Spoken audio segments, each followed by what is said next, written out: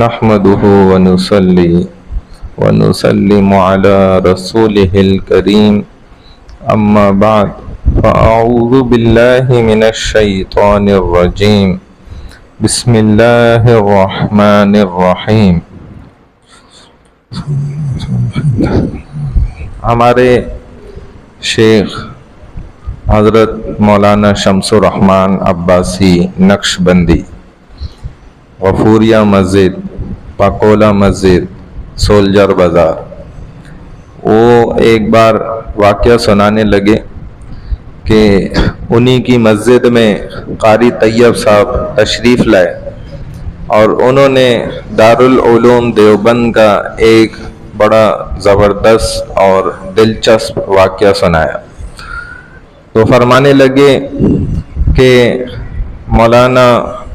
عبد الوحید صاحب رحمہ اللہ، انہوں نے اللہ والے تھے بڑے، اور بڑے عالم تو نہیں تھے لیکن نیک شخص بہت تھے۔ اللہ نے ان کو کشف کی طاقت عطا کی ہوئی تھی، اور یہ قاسم نانوتوی رحمہ اللہ کے ماموں تھے۔ تو فرماتے ہیں کہ حضرت قاسم نانوتوی وہ جو چیزیں سوچ کر آتے تھے نا کہ یہ دارالعلوم دیوبند کے اندر کام کرنے، تو ہفتے بعد آتے تھے، حضرت پہلے وہ کام کروا چکے ہوتے تھے۔ تو ان کو آ کر کہتے تھے کہ میں تو سوچ کر آتا ہوں، آپ پہلے ہی کروا کے بیٹھے ہوتے ہیں، یہ کیا بات ہے؟ تو کہتے تھے بس مجھے پتہ چل جاتا ہے تو میں کروا لیتا ہوں۔ جب دارالعلوم دیوبند کی بنیاد رکھی گئی تو فرماتے ہیں کہ مجھے نا خواب میں پتہ لگا، نظر آیا، حضور صلی اللہ علیہ وسلم کی زیارت ہوئی، اور نبی پاک صلی اللہ علیہ وسلم، یہ خواب انہوں نے نا اس بات پر سنایا، وہ بات پہلے بتاتا ہوں۔ تو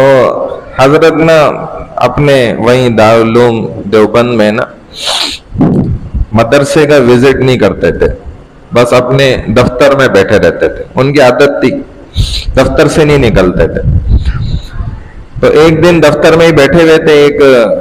طالب علم آیا بڑی تیزی میں، اس کے ہاتھ میں پلیٹ تھی اور اس میں شوربہ تھا۔ تو وہ طالب علم تو نہیں تھا، خیر بہروپیہ تھا،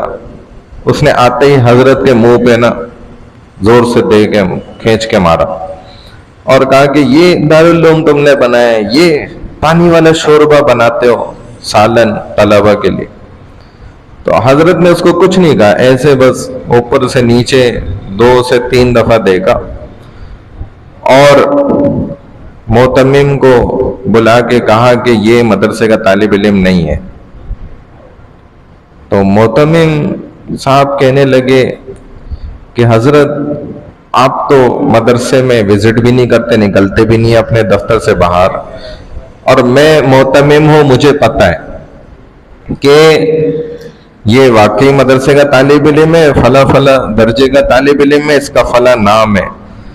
تو حضرت نے کہا نہیں، یہ طالب علم نہیں ہے، تم اس کو لے کر جاؤ اور چیک کرو۔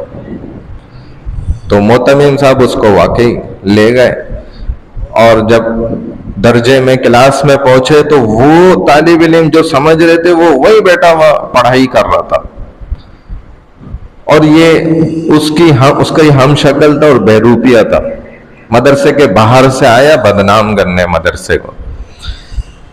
تو اب معتمم صاحب تو حیران رہ گئے، حضرت یہ آپ کو کیسے پتہ چل گیا؟ آپ تو حالانکہ مدرسے میں نکلتے بھی نہیں ہیں، نہ کلاسوں میں جاتے ہیں، آپ دفتر میں بیٹھے رہتے ہیں۔ تو پھر حضرت نے نا یہ واقعہ سنایا کہ جب دارالعلوم دیوبند کی بنیاد پڑی تو میں نے ابتدا میں ہی نا ایک خواب دیکھا۔ یہ ایسے معمولی کام نہیں ہے دارالعلوم دیوبند سے، جو اللہ والوں سے اللہ نے یہ علم چلایا ہے نا، یہ دلوں کو، چہروں کو دیکھ کر دلوں کو پڑھنے والے لوگ، یہ آج بھی ایسے لوگ موجود ہیں، میں نے خود دیکھے ایسے لوگ، اللہ کرے آپ بھی دیکھیں۔ تو حضرت فرمانے لگے میں نے خواب دیکھا، تو خواب میں نے دیکھا کہ یہ جو بیچ میں ہمارے ہاؤس بنا ہوا ہے نا، وہاں دارالعلوم میں اب تک ہے وہ، تو اس کے منڈیر پہ رسول اللہ صلی اللہ علیہ وسلم بیٹھے ہوئے اور میں ان کے ساتھ ہی بیٹھا ہوا ہوں، اور سب طلبہ آ رہے ہیں، کوئی ڈونگا لا رہا ہے، کوئی چھوٹا برتن لا رہا ہے، کوئی اس سے بڑا برتن لے کر آ رہا ہے، اور رسول اللہ صلی اللہ علیہ وسلم اس حوض میں سے جس کے اندر دودھ بھرا ہوا ہے وہ آپ علیہ الصلوۃ والسلام بھر بھر کے سب کو دیتے جا رہے ہیں، اور وہ لے کر جاتے جا رہے ہیں، میں بھی دیکھ رہا ہوں۔ تو میں نے وہاں سے ایک ایک طالب علم کا چہرہ پہچانا ہوا ہے، تو اس کا چہرہ دیکھتے ہی میں سمجھ گیا کہ یہ ہمارے مدرسے کا طالب علم نہیں ہے، یہ کوئی بہروپیہ ہے، جیسے آج کل بھی بہت سے بہروپیے یہ کام کرتے ہیں، داڑھی رکھتے ہیں، ٹوپی پہنتے ہیں، شلوار قمیض پہنتے ہیں، سنت کے مطابق بن جاتے ہیں، اور پھر دیندار طبقے کو بدنام کرنے کے لیے ایک مشن پر نکل کے آتے ہیں، اور ایسے 45 سال کے بعد بھی اس مسلح سے بھی ہمارے لوگوں نے ماشاءاللہ پکڑا ہے ایسے لوگ۔ تو حضرت فرماتے ہیں یہ میں نے وہاں سے پہچانا، تو اللہ کے رسول صلی اللہ علیہ وسلم نے علماء دیوبند کو خود علم تقسیم فرمایا ہے، یہ کوئی عام لوگ نہیں ہیں جن کا فیض پوری دنیا کے اندر اس وقت پھیلا ہوا ہے ہم نہیں سمجھتے، ہم اس درجے تک نہیں پہنچ رہے، ورنہ یہ اللہ والے ایسے زبردست۔ تو فرماتے ہیں کہ حضرت کو ہر طالب علم کی ایسی زبردست پہچان تھی، وہ پہچان لیتے تھے کہ کون طالب علم ہے اور کون جو ہے وہ بہروپیہ۔ تو یہ سن کر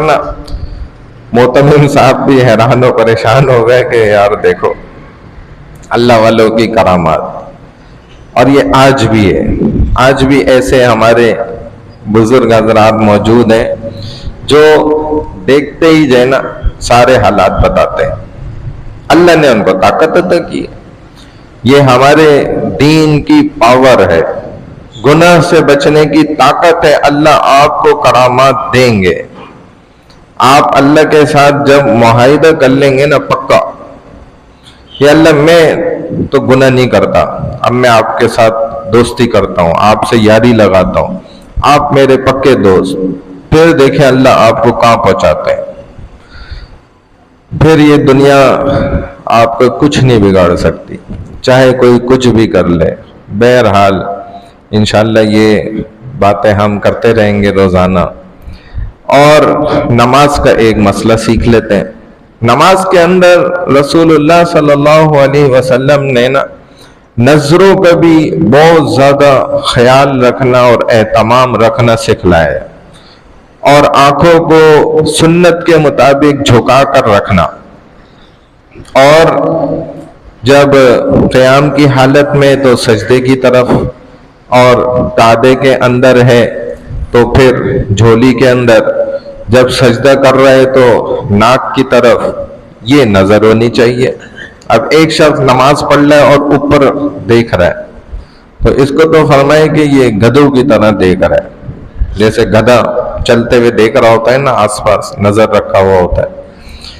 تو یوں فرمائے۔ اسی لیے جب نظر بھی آپ کے قابو میں آ جائے گی پھر اللہ اسی نظر کے ذریعے آپ کو پہچان بھی عطا کریں گے۔ اگر یہی قابو میں نہیں ہے، جسم اپنے ہولڈ میں نہیں ہے، قابو میں نہیں ہے، تو پھر یہ اپنی مرضی کرے گا، اور انسان جو ہے اللہ سے دوستی نہیں لگا سکتا۔ تبھی تو حدیث میں آتا ہے کہ جب میرا بندہ گناہ سے بچ جاتا ہے تو وہ میرا دوست بن جاتا ہے، پھر اس کا ہاتھ بھی میں بن جاتا ہوں، اس کا پاؤں بھی میں بن جاتا ہوں، اس کے سارے اعضاء پھر اللہ کہتے ہیں میں خود بن جاتا ہوں، پھر وہ کرتا ہے جو میں چاہتا ہوں، پھر وہ نہیں کرتا ہے جو میں نہیں چاہتا۔ اللہ ہمیں عمل کی توفیق عطا فرمائے۔ سبحان اللہ و بحمدہ سبحانك اللهم وبحمدك